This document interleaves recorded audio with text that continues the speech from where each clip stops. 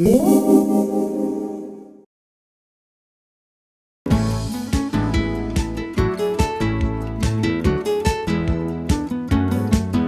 back to SCV today. So now that we have stuffed our faces full of cupcakes from Cocolita, Delicious. it was good, but Yeah, it was good. we need Karen Roth, Steve Roth. Karen Roth is a holistic nutritionist, and her husband, Steve Roth, was a comedy writer and now works in advertising. But they have written this book together, I Married a Nutritionist. Things I've learned that every guy should know. So welcome, Karen and Steve Roth. Thank you so much for being with us. So we read some of the excerpts from this book, and we were laughing together reading it. So tell me, what brought this book about?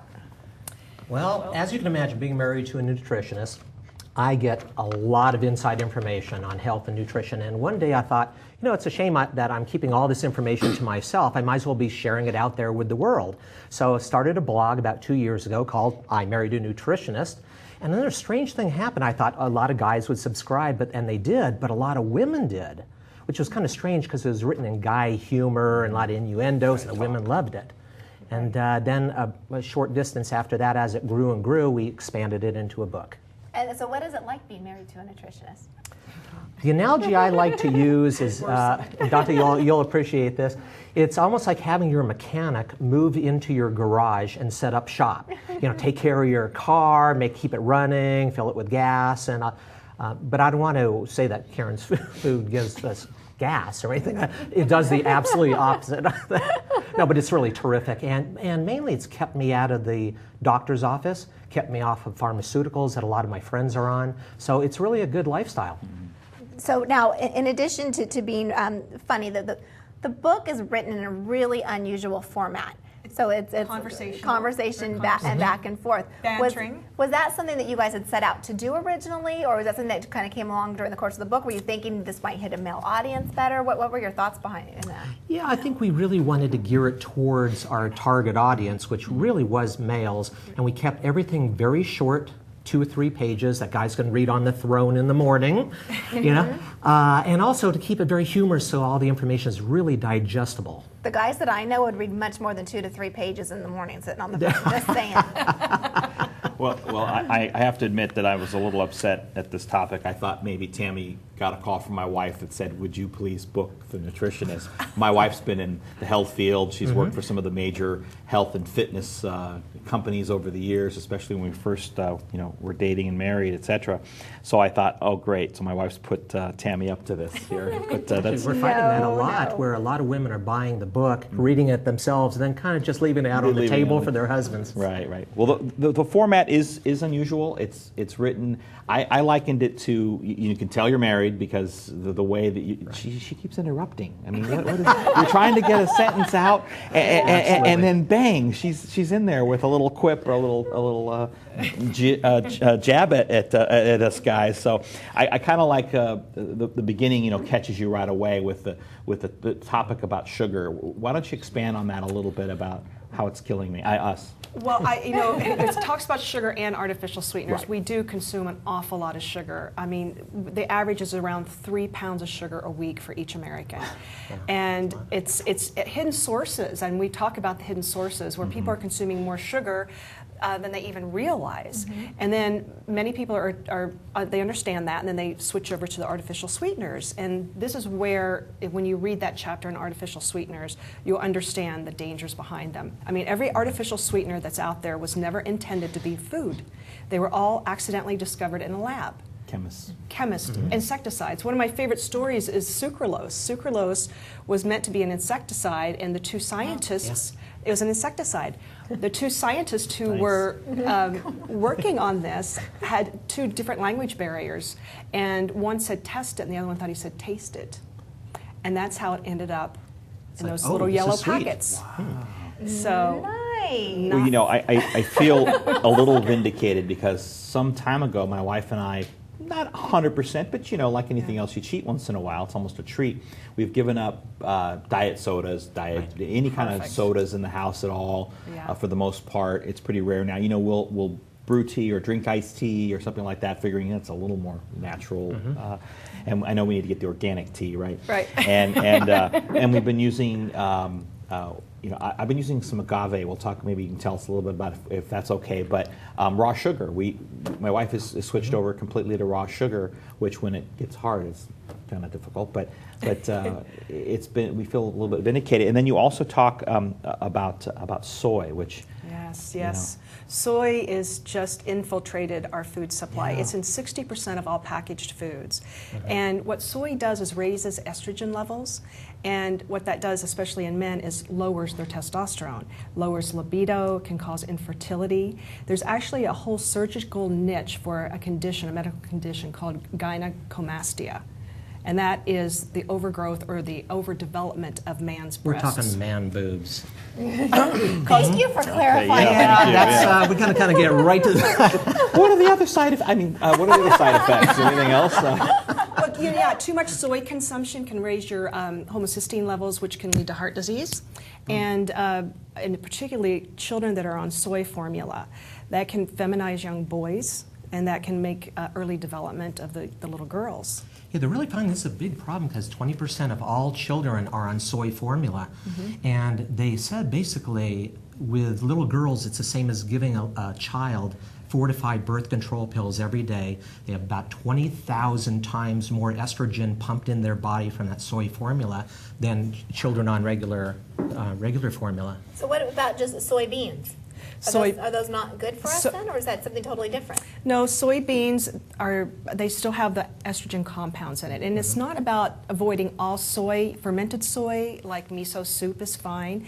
But it's the amount of soy that we're getting in our diets. I mean, if you go into a grocery store and pick up any packaged bread, you will not find one that does not have soy flour or soy oil in it. So say you start your morning with some soy milk over your cereal, maybe you have a piece of toast, maybe you have a sandwich at lunch, maybe you have a veggie burger, and you could be consuming soy throughout the day and just have an overaccumulation of it. So this is just mind-boggling for me because I've always had it in my mind that if it has soy, it's good. Right. You've been trained that way. Yeah. Yes. Yeah. So, but just like my daughter loves just the little edamame, the soybean. That's okay? If it's organic, because most of our soy is genetically modified. 93% of our crops in this country are genetically modified. That means that it's not of nature. When it's genetically modified, it's a patented. How can you patent food if it's not natural? It's not. Would this have something to do, because I know nowadays, I mean, girls are maturing so much quicker. I mean, they're starting their periods 2 to 3 years younger than they did back in my day. Does that have to do, you think, with soy, or is that something? Absolutely. Well, the soy and the hormones in our meats and our dairy products. So the combination of the two, absolutely, that could be contributing to it. If you want your son to pass along your family name, that can be problems because these little boys are really, some of them becoming sterile. It's going to be a problem with maybe it's a solution to population growth in a strange way. But unless you want your little leaguer to become a Girl Scout, you may want to kind of keep them away from that soy. You can see the comedy writer coming out of it. Right now, I'm breaking the chair. You see, that was a stunt. That was very good. That was good. Timing was perfect, wasn't it? Very good timing. See, I had that rigged for Dave Caldwell from the fall. You were, but I'm taller. I was able to stop myself. Caldwell's going to be watching this from Florida tomorrow. He's going to be on the floor. I knew she was trying to kill me. Dave, that was for you right there. Perfect. She did that for you. So you talk a little bit. It is summertime, right? We us guys particularly are out there, flipping burgers on the grill, cooking them. What advice can you give us about grilling? We barbecue all the time. We eat outside in the summer more often than we eat inside, and we cook chicken and hormone-free chicken and grass-fed beef and.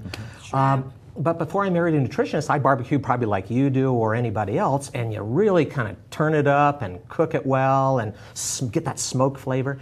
Well, what Karen turned me on to was the information that that's not so good because that smoke and the char and everything is basically that crispy part on the meats. Absolutely, putting cancer-causing compounds on your meat. And there are strategies you can do, such as cook over lower flame, enjoy your beer a little bit longer, look at your backyard and enjoy it. But just fermented, right? That's why the beer. No. There you go. But take your time. But in our book, we address issues that could be causing, problems with your health, like cancer, for example, with overcooking your meat. But we also give solutions, like marinating your meat cuts down those cancer-causing compounds by like 70%, I Right. think. Yeah. So we give a solution for everything. I mean, many people are doing things that they think are healthy and right, when in reality, if they knew the truth about artificial sweeteners, where they actually came from, they would put that away, throw it in the trash, and try something more natural. Which leads me to you. Earlier you mentioned the agave. And is that good? It's still a high sugar. The raw sugar, all those sugars are still adding calories and raising your triglycerides. I mean, some more natural sweeteners would be stevia, xylitol. We mentioned that in the book. You can cook with both of those. Xylitol's easier to cook with, but there's healthier versions. It's a naturally occurring compound that's made from fruits. Usually, when they dry it, it comes out, looks just like sugar. Oh, okay. Yeah. Where do you get that? Any health food store. You can get it at Sprouts. You can get it at Whole Foods. And you could use it to make things like cupcakes and cookies and that. Absolutely. Absolutely. I'm telling we are just a wealth of information here at SCB today. I'm a little concerned that I'm not going to make it out of here alive with the burnt hamburgers and the soy and some adjustments. Okay. Well, yeah. I cut it off. I like my steak medium rare-ish. Yeah. But I do too. But my ground beef, my hamburgers, burnt. I want like a hockey puck. I want it burnt. And I don't go that far, but no, I want it. I want, and I love that crispy part that you say is so bad for me. But you take that burnt hamburger and you put some Thousand Island dressing on it. Oh, so good. So I can't do that anymore. Well, You have to come over to our house for barbecue. Okay. Well, we're free this afternoon, right? Okay. Steve, I was looking through your bio and I noticed that something caught my eye, that you're a competitive archer, and that's all the rage today. Boy, you're a man before your time, I guess, a little bit. Tell me a little bit about that, or tell us a little bit about that, and how does being married to a nutritionist affect that? I picked up some amazing tips from Karen that have helped me compete. I actually shoot at home field down here at Woodley Park here in Los Angeles. We shoot outside, it's hot. Like most athletes who are runners outside, you're sweating, you need to hydrate. Well, I used to grab sports drinks, the same kind, all the colored ones down. This is a nice blue one, nice pretty. yellow one. Yeah. And everyone was drinking them, so I figured it was okay until Karen took a look at the label, as she always does. Yeah. And said, do you realize the dyes and all the Artificial sweeteners. artificial sweeteners, but the dyes are in particular are a problem because some of them actually cause allergic reactions which hurt the respiratory tract and really are not good for you. So what I drink now is coconut water. It is the absolute best thing for hydration, for whether you're working out in the gym or outside. Great solution for hangovers, because hangovers are nothing but being hydrated, so you grab After that those coconut water. Tequila cupcake. Yes, I will need that. Right. After about 4 or 5 of those. Here's my problem with coconut water. Okay. It tastes horrible. Well, you can add. It's horrible. Oh, it has such a mild taste. I got it thinking I'm going to be healthy. It was bad. So what's the trick to liking it? Is it repetitive taste? I mean, you can't tell me you loved it the first time you Aside tasted from it. adding rum to it, you can. They are Now the secret's out. They are actually making flavored coconut water. I happen to like the taste. In fact, we You can drink. mix it. yeah. You can mix it with a little bit of juice. Okay. If you like something like lemonade or an orange flavor, but yeah, it can be an acquired taste. Yeah. But I find it not to have that much of a taste at all. Okay. Our dog loves it. Well, my grandparents built a house in Acapulco in the 50s, and it is just full of coconut palms, and so I grew up going down there and drinking a lot of the coconut milk and eating the coconut meat and all that, right off the tree if it didn't hit you in the head. Right. Yeah, because that happens. Like the time I dropped it off the 3rd story trying to break it, I almost hit my uncle, and it didn't go over so well, by the way. But my point is, there are other side effects to the coconut milk. Phenomenally good for you. You like that Actually, you know what? flow that it gives you. It Makes you regular. Well, gives you lots of time to read. I married a nutritionist. Lots of time to read. I married a That's so nutritionist. funny. That's Exactly. so funny. Well, we're going to have to go, but thank you guys so much for coming and sharing this appreciate out it. with us. I mean, I would love to have you back again because you are just a wealth of information. We haven't even touched on everything that you know. Absolutely. So thank you so much. Best of luck with the book. If you want more information on how to get the book, we will have the links on scbtoday.com.